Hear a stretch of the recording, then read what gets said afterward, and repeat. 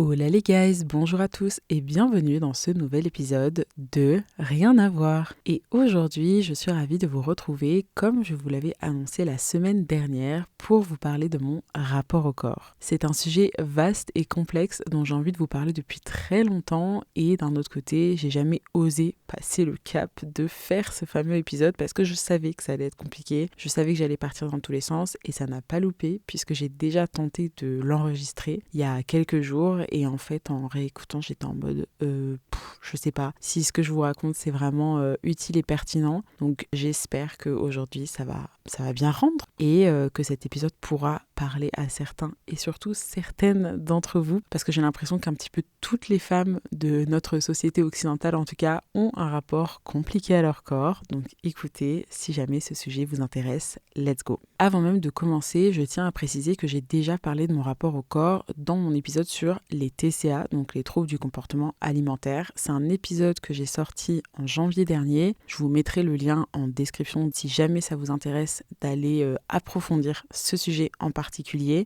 Mais tout ça pour dire que si jamais vous avez écouté cet épisode, je risque aujourd'hui de me répéter un tout petit peu. Mais bon, en même temps, il est sorti il y a déjà 8 mois, un truc comme ça, 7-8 mois. Donc il se peut que vous ne vous souveniez pas de toute ma vie, ce qui est totalement normal. Bref. Du coup, pour remettre un tout petit peu dans le contexte, je suis née le 14 juillet 1995, je pense qu'on le sait tous, Olga maintenant, mais le détail qui a son importance aujourd'hui, c'est que je suis née en césarienne. Et en soi, ça peut paraître un peu anecdotique, mais moi, quand j'étais enfant et que je posais des questions sur ma naissance, on m'expliquait en gros que j'étais trop grosse pour sortir naturellement et qu'il avait fallu qu'on coupe du coup le ventre de ma mère pour que je sorte. Et bien ça y est les gars, on l'a, le fameux mot qui m'a pourri la vie. J'étais trop grosse et je pense que on est beaucoup à faire partie de ces enfants qui ont eu ce poids durant toute leur enfance ou durant une partie de leur enfance de tu es trop gros, faut faire attention à ce que tu manges, patati patata. Bon bah moi ça a été de ma naissance jusqu'à ce que je quitte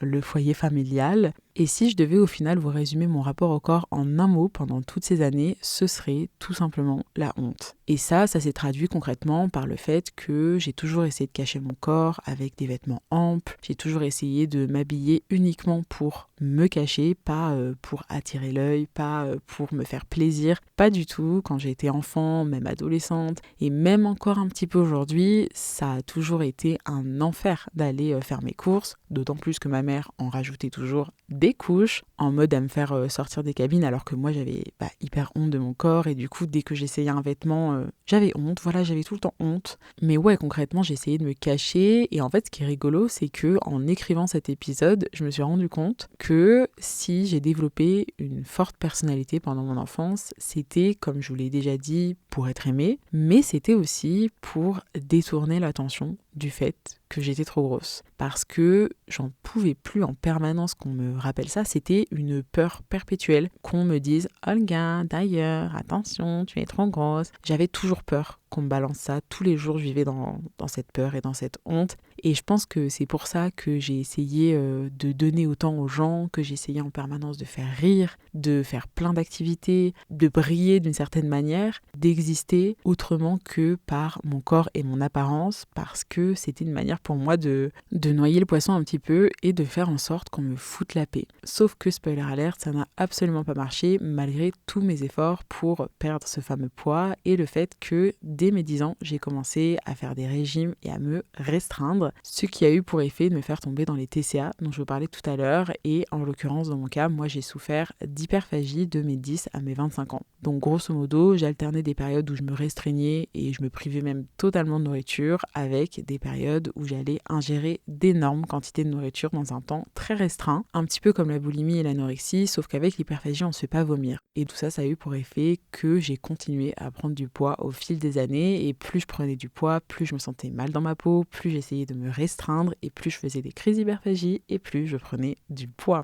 Et donc j'avais vraiment l'impression d'être enfermée dans un cercle vicieux, enfermée dans mon propre corps, enfermée aussi dans une case, celle de la fille grosse, qui est du coup sympa, rigolote, c'est un peu la bonne amie, mais à aucun moment je pouvais être autre chose que ça, à aucun moment je pouvais ne serait-ce que imaginer le fait que quelqu'un me trouve belle ou attirante. Vraiment, vraiment, c'est quelque chose qui même me révulsait, le fait qu'on puisse penser ça de moi, parce que déjà, ça voulait dire qu'on me regardait. Et en fait, c'est pas compliqué. Dès qu'on en venait à parler de mon corps, ça me provoquait la honte. Mais une honte et un mal-être qui étaient tellement présents que je me regardais jamais dans le miroir, je regardais jamais mon corps. J'avais vraiment l'impression que j'étais juste un tas de graisse. Désolée, c'est très cru ce que je dis, mais c'est totalement ce que je pensais et ce que j'ai ressenti.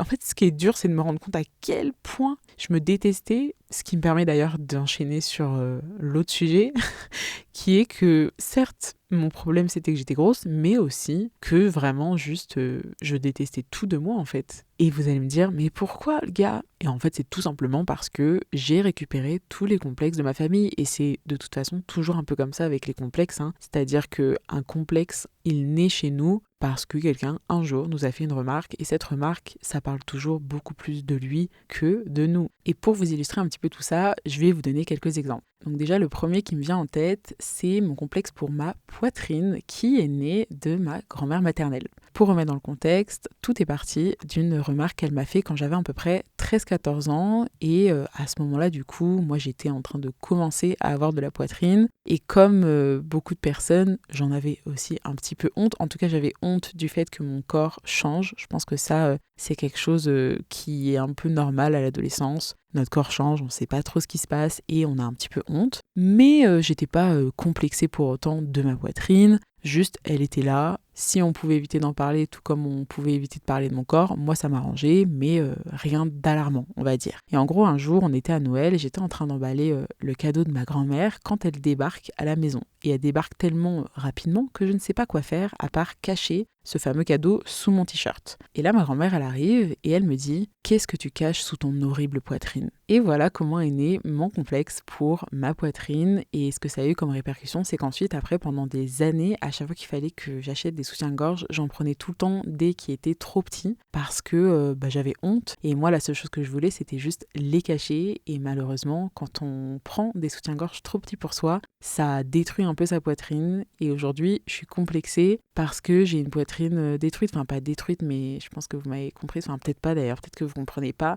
Et peut-être que je devrais pas parler de mes ins en fait, je ne sais pas. Mais tout ça pour dire qu'une simple phrase, ça peut vraiment avoir d'énormes répercussions. Et des phrases comme ça, un petit peu cinglantes, j'en ai connu d'autres. J'ai connu ma mère notamment, qui m'a créé mon complexe pour ma mâchoire, parce que j'ai une mâchoire carrée. Enfin, en fait, globalement, ma mère, tout ce qui était sur mon visage, ça allait pas, parce que je lui ressemblais. Et du coup, à travers mes traits, elle voyait ses traits, et donc ses propres complexes. Et elle me disait, de toute façon, t'as une mâchoire carrée, parce qu'on a tous les deux une mâchoire carrée. Et j'étais là, ah ok, donc apparemment, c'est pas une bonne chose d'avoir une mâchoire carrée. Boum, nouveau complexe. Ah, mais en fait, t'as le nez crochu de ta mère, t'as le grand nez de ton père, donc toi, c'est la double peine. Boum, nouveau complexe. Mais bref, en vrai, j'en parle sur un ton un petit peu léger, etc. Mais la vérité, c'est que c'est pas du tout léger comme thème, que moi, c'était vraiment un mal-être constant et que je me haïssais profondément. Mais la bonne nouvelle, c'est que ça a évolué, sinon je serais pas là pour vous en parler. Et ça me permet, du coup, de faire une transition vers la deuxième partie de ma vie. Parce que oui, tout ça, ça correspond que à la première partie de ma vie. Donc pour remettre un tout petit peu un ordre chronologique dans tout ça, tout ce dont je viens de vous parler, tout le mal-être par rapport à mon corps, etc., ça correspond à la période entre mes 0 et mes 22 ans à peu près, sachant que c'était une période dans laquelle j'étais toujours dans ma famille, donc j'étais toujours dans ce contexte un petit peu compliqué qui ne faisait qu'alimenter mon mal-être et j'avais pas forcément de moyens de m'en sortir parce que en plus de tout ça, un truc que j'ai pas forcément dit, c'est que ce qui était un petit peu pervers dans toute cette histoire, c'est que moi en permanence on allait me dire t'es trop grosse, mais à côté de ça j'avais aucune possibilité de changer quoi que ce soit parce que j'étais dans une famille qui méprisait le sport, qui méprisait les gens qui faisaient du sport, qui était toujours en mode on va bien manger,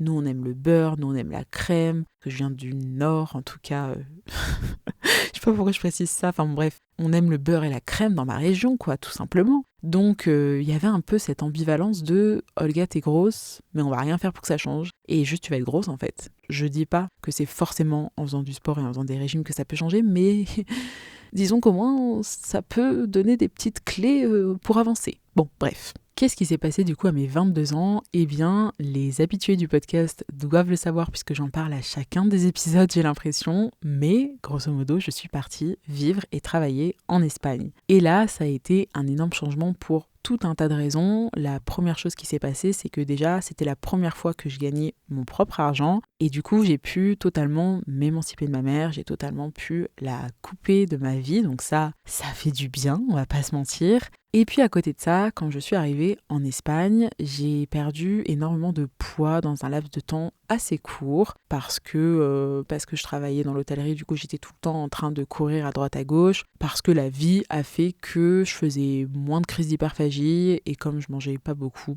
j'ai perdu. Je pense que j'ai dû perdre à peu près, 10-20 kilos en 2 mois. Et du coup, j'ai commencé à me faire draguer par tout un tas d'Espagnols, ce qui peut paraître vraiment dérisoire, mais moi, ça a littéralement changé ma vie. Ça a été un énorme choc pour moi parce que, pour rappel, jusqu'ici, je pensais que je n'étais qu'un tas de graisse immonde et que jamais, au grand jamais, aucun homme ne pourrait me désirer. Donc là, c'était absolument fou. C'était fou de voir que j'attirais des hommes, mais c'était aussi juste fou de pouvoir enfin sortir de mon moule et de ma case. Je n'étais plus Olga, l'amie grosse sur le côté, rigolote.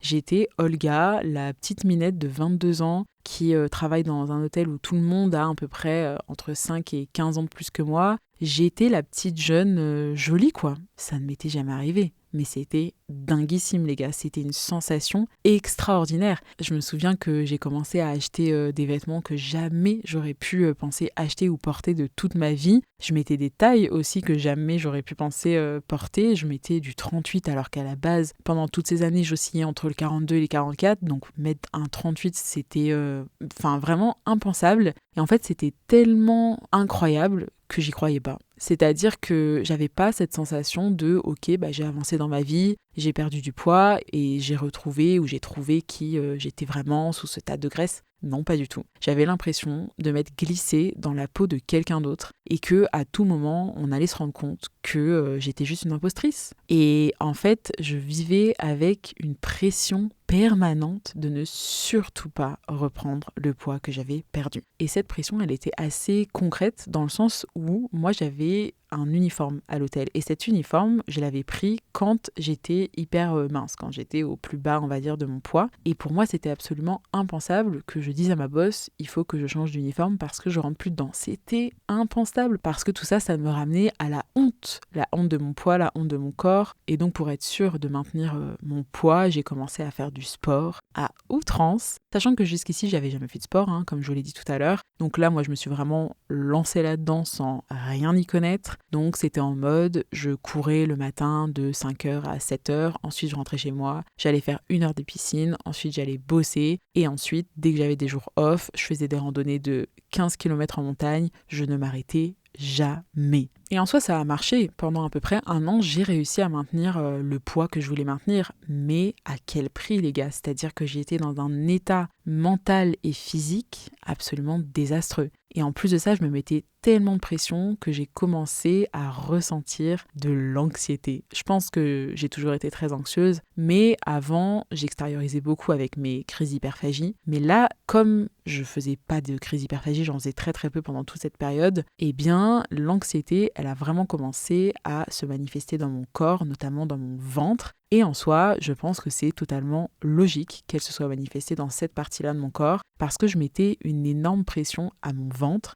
la pression que toutes les femmes, ou presque, connaissent, celle du ventre plat. Et ça, pour le coup, c'était quelque chose de totalement nouveau. J'avais jamais vraiment mis de pression sur mon ventre avant puisque j'étais juste un tas de graisse et donc j'essayais même pas de m'approcher des canons de beauté qui veulent que les femmes aient un ventre plus fin que leur poitrine, tout ça. Et donc, j'ai découvert cette fameuse pression du ventre plat. Je me souviens que quelques années auparavant, j'avais entendu une fille me dire « Moi, je passe ma vie à rentrer le ventre. » Et j'étais en mode « Mais quelle idée, mais c'est quoi ce bordel ?» Et elle me disait « Je suis tout le temps en train de rentrer le ventre pour avoir du coup le ventre plat. » Et quelques années plus tard, je comprenais, je peux pas dire que j'étais tout le temps en train de rentrer le ventre, mais en tout cas, ce qui est sûr, c'est que j'ai vraiment commencé à conscientiser tout ça et conscientiser le fait que putain, mais en fait, quand je mange après, j'ai le ventre gonflé parce que y a des choses dans mon ventre. Et ça me plaît pas. parce qu'en fait, je rentre plus trop dans mon pantalon d'uniforme. Ça me fait mal au ventre, ça me serre le ventre et surtout, c'est pas du tout esthétique. Et forcément, quand on a toutes ces pensées en permanence dans notre tête, ça provoque beaucoup de pression, beaucoup d'anxiété. Et mon petit ventre, il était là. Ah d'accord, ok, il faut pas que je gonfle. Et moi, je lui disais non, ne gonfle pas. Et tout ça, vraiment, ça m'a totalement fucked up le système digestif s'il n'était pas déjà assez fucked up avec mes années de TCA derrière. J'ai commencé à avoir des maux de ventre permanents, des trucs en mode je mangeais une pomme et mon ventre il triplait de volume, mais parce que il ressentait toute cette pression, le pauvre. Du coup, il était anxieux et du coup, qu'est-ce qui se passe quand on est anxieux? On est ballonné, on fait de l'aérophagie, enfin bon bref. Tout ça en vrai, je crois que j'en ai déjà quand même pas mal parlé dans mon épisode sur l'anxiété, donc si jamais ça vous intéresse, je le mettrai aussi en description si j'y pense. Mais tout ça pour dire que certes, j'arrivais à maintenir mon apparence physique comme je le voulais, sauf qu'à l'intérieur, les gars, c'était une catastrophe. Mon corps à l'intérieur, il se manifestait de plus en plus fort pour me dire « Meuf, tu fais que de la merde ». Et au bout d'un moment, ça va exploser. Et qu'est-ce qui s'est passé? Eh bien, ça a explosé. J'ai fini par ne plus réussir à cacher mes crises d'hyperphagie. Enfin, je cachais mes crises, j'étais pas en train de faire mes crises devant des gens, parce que oui, bon, si jamais vous n'avez pas écouté l'épisode sur les TCA, toutes mes crises, je les ai tout le temps seule et en cachette, et personne ne savait que je souffrais de ça, mais c'est pas la question. Mais ce qui se passe, c'est que quand on fait des crises d'hyperphagie, quand on avale d'énormes quantités de nourriture, le lendemain, on rentre plus dans ses vêtements, parce que bien le corps doit encaisser en fait. Et moi, j'avais de plus en plus de mal à aller au taf après avoir fait des crises d'hyperphagie la veille. J'avais de plus en plus de mal à garder la face. J'avais de plus en plus de mal à juste ne pas me tuer, on va pas se mentir. Et donc j'ai fini par quitter mon hôtel. Et là, ça a vraiment été la descente aux enfers parce qu'en fait, j'avais plus rien qui me retenait. J'avais plus ce truc de je peux pas totalement m'effondrer puisque j'ai encore un taf et qu'il faut encore que je fasse bonne figure et qu'il faut encore que j'ai une belle apparence. Et donc j'ai passé concrètement 6 mois enfermée chez moi à faire crise d'hyperphagie sur crise d'hyperphagie. Et en vrai, tout ça n'avait plus vraiment d'importance parce que je voulais vraiment totalement me tuer. Mais je ne vais pas revenir là-dessus parce que je vous ai fait tout un épisode sur le sujet qui est mon épisode sur la dépression. Mais grosso modo, qu'est-ce que j'ai appris de ce moment le plus down de ma vie? Eh bien, j'ai appris que finalement, je ne m'aimais pas. Ah bon? Mais non, incroyable le gars, on l'aurait pas dit ça. Non mais en fait, j'ai compris que je pensais avoir enfin réussi à m'aimer là pendant cette dernière année où j'étais mince, où j'étais belle, où tout le monde me trouvait...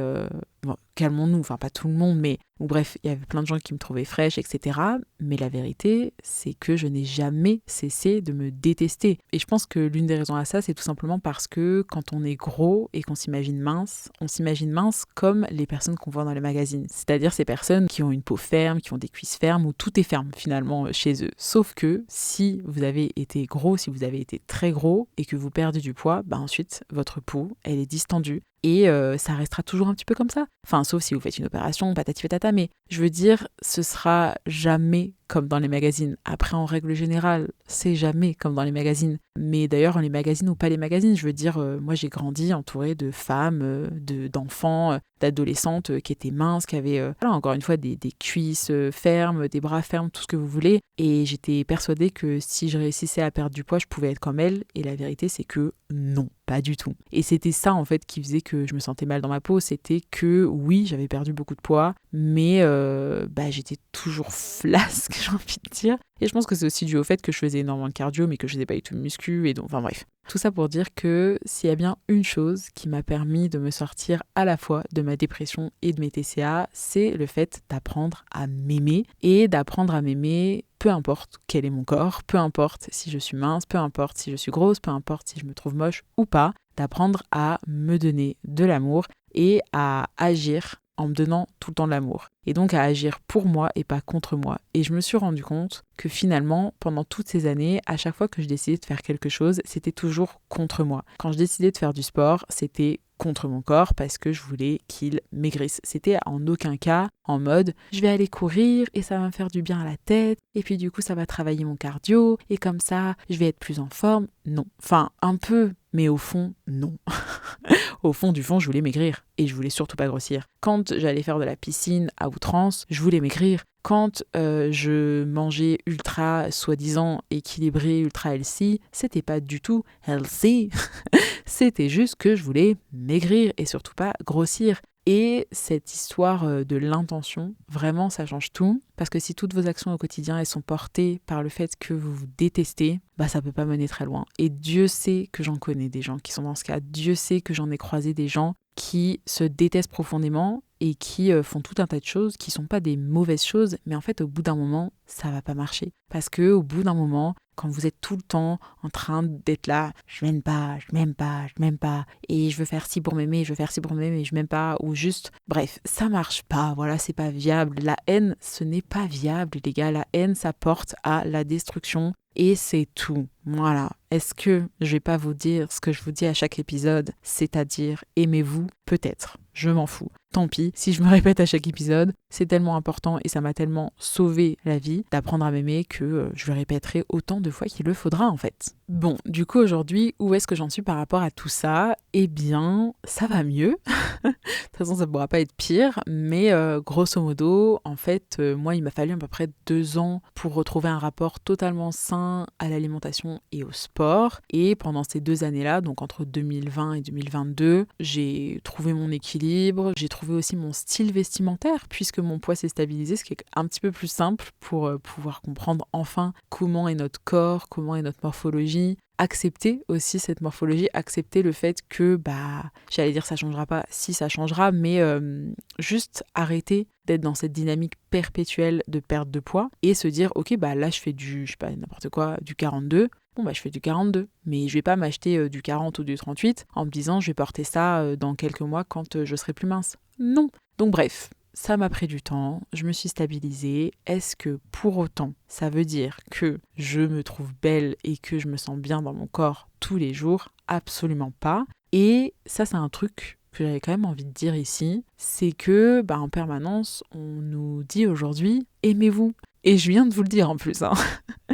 Mais ok, aimez-vous, c'est sûr et certain. Mais je pense que le plus important, c'est d'apprendre à s'aimer même quand on ne s'aime pas. C'est-à-dire d'apprendre à s'aimer même quand on se regarde dans le miroir et qu'on se trouve moche. Et de pas se dire « Putain, je me trouve moche, mais moi j'aimerais m'aimer, donc j'aimerais toujours me trouver belle. » Et du coup, de commencer à culpabiliser parce qu'on se trouve moche. Et au fond, on sait que nos complexes, ils nous viennent de la société, qu'ils nous viennent de notre famille, que tout ça, c'est des injonctions et qu'on ne devrait pas écouter tout ça et qu'on devrait juste s'aimer. Oui, mais la vérité, c'est que c'est pas possible. Enfin, c'est très compliqué. Quand on grandit dans une société où l'apparence est omniprésente, quand on vit d'ailleurs dans une société, parce qu'elle est toujours omniprésente, l'apparence, c'est compliqué de se détacher de son apparence en fait. Enfin, au bout d'un moment, les gars, c'est normal d'avoir des matins où on se regarde dans le miroir et on a juste envie de péter un câble et de ne pas sortir et de ne pas mettre de vêtements et de disparaître. Enfin, en tout cas, quand on est une femme, encore une fois, je dis pas que les hommes se sentent jamais mal dans leur peau, mais je dis juste que les femmes, c'est presque, j'allais dire pas permanent, mais enfin, en tout cas, ça nous arrive à toutes, quoi. Ça nous arrive vraiment à toutes. Et si c'est pas votre cas, franchement, trop cool, quoi. Enfin, trop bien pour vous et je suis très très heureuse pour vous, vraiment. Bref, on dirait que c'est faux, on dirait que je suis là, super, la fille qui rage et tout. Non, pas du tout, vraiment pas. Je suis très heureuse parce que des gens qui s'aiment, c'est des gens qui vont pas faire de réflexion sur le physique des autres parce qu'ils sont en paix avec eux-mêmes. Et plus on sera de personnes comme ça qui s'aiment ou qui sont en paix avec nous-mêmes, plus le monde sera en paix. Bon, je retombe toujours sur mes histoires cucul à praline, mais tout ça pour dire que il y a quand même des jours où j'ai envie de m'arracher la tête. Mais je les accepte. J'accepte aussi le fait que mon corps change au fil du mois, au fil des cycles menstruels notamment, qu'il y a des moments où mon ventre est énorme, il y a des moments où il est moins énorme, et forcément c'est plus esthétique, et forcément je me sens mieux dans ma peau. Mais ce qui est sûr, c'est que tout ça, ça fluctue beaucoup, et qu'en fait, j'accepte le fait qu'il y a vraiment des jours où moi j'ai l'impression d'être immonde, mais je sais au fond que c'est sûrement dans ma tête, je sais au fond que les gens vont pas forcément le remarquer, parce qu'en fait, c'est ça le truc, c'est que les gars, les gens ils s'en foutent en fait. En tout cas, les gens ne m'aiment pas que pour ça. Et peut-être que quand j'étais petite, on m'a fait croire qu'il fallait que je sois mince pour être aimée et que du coup ça a imprimé en moi l'idée qu'il fallait que je sois belle pour être aimée, et peut-être que même on est dans une société qui nous fait un petit peu croire ça, mais la vérité c'est que c'est faux. Sans parler du fait qu'en plus de tout ça, la beauté c'est tellement subjectif. Moi, par exemple, j'ai très souvent été amoureuse de personnes qui à la base ne m'attiraient pas vraiment, et le fait de juste les connaître, ça faisait que je pouvais être folle amoureuse d'eux. Et même si esthétiquement parlant, ils correspondaient pas vraiment à mes canons de beauté, je trouvais que c'était les personnes les plus belles du monde. Et à côté de ça, il y a énormément de personnes que je vais trouver très belles sur le papier, mais je vais avoir aucune attirance pour eux, aucun amour entre guillemets pour eux, parce que je les connais pas forcément. Enfin, bref, vous voyez ce que je veux dire. En fait, c'est tellement subjectif que pourquoi est-ce qu'on se fait autant chier? Si quelqu'un décide de me trouver beau, enfin décide, je sais même pas si c'est un choix, et me trouver belle, waouh, je patauge dans la small, là c'est la fin, ça fait trop longtemps que j'enregistre et je meurs de faim. Putain, il est 13h. Ah oui, d'accord. Bon, faut que je termine les gars. Bref, tout ça pour dire que la beauté c'est subjectif. Et en plus de ça, moi j'ai découvert ces derniers temps, j'ai juste côtoyé des vieilles personnes et je me suis rendu compte à quel point je les trouvais magnifiques, à en pleurer. D'ailleurs, ça me donne envie de pleurer. Et à quel point, pourtant, c'est des vieilles personnes, donc leur corps ne correspond pas au canon de beauté, etc. Mais c'est des personnes que je trouve tellement belles qu'en fait, je me suis dit, putain, mais quand je vais vieillir, de toute façon, mon corps, il sera moche et il me restera que mes yeux. Parce que je trouve qu'on voit tout dans les yeux, en fait. Enfin, c'est tellement cliché. Je trouve que la fille, elle a inventé le couteau à couper le... C'est quoi? Le fil à couper le beurre. Bref. Oh là là, je patauge. Allez, on se concentre. Tout ça pour dire que ma vie et moi et ma personne, ça se résume pas à ma beauté. Je vais être moche, en tout cas physiquement. J'aurai la peau flasque, encore plus que ce que j'ai maintenant. Et c'est pas grave. J'ai tellement plus à donner à ce monde, mais vraiment tellement plus. Et c'est ce qui fait que quand je me trouve moche, je me dis tant pis. Avant de vous laisser, il faut que je revienne un petit peu sur quelque chose qui est le titre de cet épisode, parce que je l'ai nommé le rapport au corps, sauf que depuis tout à l'heure, je ne vous parle quasiment que de mon rapport à mon apparence physique. Et en fait, c'est un truc sur lequel je voulais un petit peu m'arrêter 2 secondes, d'à quel point finalement on résume notre corps quasiment uniquement à notre enveloppe corporelle. Je pense qu'il y a beaucoup de gens qui se mentent à eux-mêmes en disant qu'ils font du sport pour leur bien-être, patati patata. Il y en a plein, c'est le cas, mais je crois qu'il y a beaucoup de gens où c'est énormément pour une question de physique. Et bref, qu'est-ce que je voulais dire? Rien que juste mon rapport au corps, il a énormément évolué ces derniers temps parce que je commence à être vieille et que je commence à ressentir pas mal de petites douleurs à droite à gauche. Et en fait, tout ça, ça a fait qu'aujourd'hui, je le perçois vraiment pour ce qu'il est, c'est-à-dire un corps qui va vieillir et qui va évidemment du coup changer d'apparence, mais surtout qui va peut-être avoir de plus en plus de mal à suivre la cadence. Et j'ai appris des choses par rapport à mon corps ces derniers temps qui ont fait qu'aujourd'hui, je le perçois beaucoup plus comme vraiment quelque chose de très fragile et j'ai vraiment envie d'en prendre soin, notamment après l'avoir autant martyrisé pendant toutes ces années. Je lui en ai fait baver de tous les côtés avec mes crises d'hyperphagie, avec le sport à outrance, avec tout, avec la scarification. Enfin vraiment, je lui en ai fait voir de toutes les couleurs. Et aujourd'hui, je suis beaucoup plus en mode viens, on est amis et vraiment tu es la seule chose qui me permet de vivre et tu vas être la seule chose qui va me permettre de vivre. Et vas-y, je me mets à ton écoute et même si ça me fait chier de plus pouvoir courir parce que j'ai tout le temps mal aux genoux, et tant pis, c'est comme ça. C'est juste que c'est mon corps et qu'on a tous des corps différents et qui sont pas forcément capables d'endosser les mêmes choses. Et c'est dommage parce que j'aimais bien courir, mais tant pis, le plus important, c'est qu'on aille ensemble loin. Et tant pis si ça implique de devoir ralentir, de devoir arrêter certaines choses. Voilà quoi, je sais pas si c'est très clair, mais oui, c'est vraiment des choses dont j'ai pris conscience ces derniers mois. Et aujourd'hui, je m'intéresse beaucoup plus à lui. Encore une fois, pas d'un point de vue apparence physique, mais de vraiment... Qu'est-ce que mon corps me dit? Qu'est-ce qu'il me raconte? J'ai commencé notamment à aller voir des ostéos, je trouve ça hyper intéressant et j'adore. Ça a pris un petit peu le relais sur ma psy, parce que je sais plus ce que je vous l'avais dit, je crois que je l'avais dit dans l'épisode sur les au revoir, le fait que j'avais terminé ma thérapie. Et maintenant que je vais bien dans ma tête, j'ai envie que mon corps aille bien et qu'on puisse avancer main dans la main. Allez, c'est bon, je pense que j'ai tout dit les gars. Je pense qu'il faut que j'aille manger, que là, je sais même plus ce que je raconte. Petite reco avant de partir, parce que j'ai oublié de le faire pendant l'épisode, mais j'avais vraiment envie de vous en parler. Un film qui parle hyper bien du rapport au corps, du rapport à l'apparence physique et du rapport aussi à la vieillesse, c'est The Substance. Bon, c'est vraiment un film extrêmement connu, hein. Je crois qu'il a gagné des Oscars ou des trucs comme ça. C'est un film d'horreur, je déteste les films d'horreur. Enfin, je sais même pas si c'est un film d'horreur, mais c'est un film un petit peu gore. Donc j'ai un peu fermé les yeux les 3 quarts du film, mais ça m'a pas empêché de l'adoré. Je trouve que c'est hyper intéressant. Donc même si vous n'êtes pas du tout film d'horreur, je vous invite vraiment à le regarder. Tant pis, fermez les yeux de temps en temps, bouchez-vous les oreilles parce qu'il y a des bruits un petit peu dégueulasses, mais regardez ce film qui est hyper intéressant. Voilà, c'était ma petite reco. Et sur ce, je vous dis pas dans 2 semaines. Voilà, ça c'était l'autre annonce que je voulais vous faire. Je pense que là, je vais me prendre un mois et qu'on va se retrouver en septembre. J'ai toujours plein de choses à vous dire, ne vous inquiétez pas. Mais juste, je vais me reposer un petit peu avant. Bref, en attendant, passez une belle fin d'été. Je vous fais des bisous et prenez soin de vous. Ciao!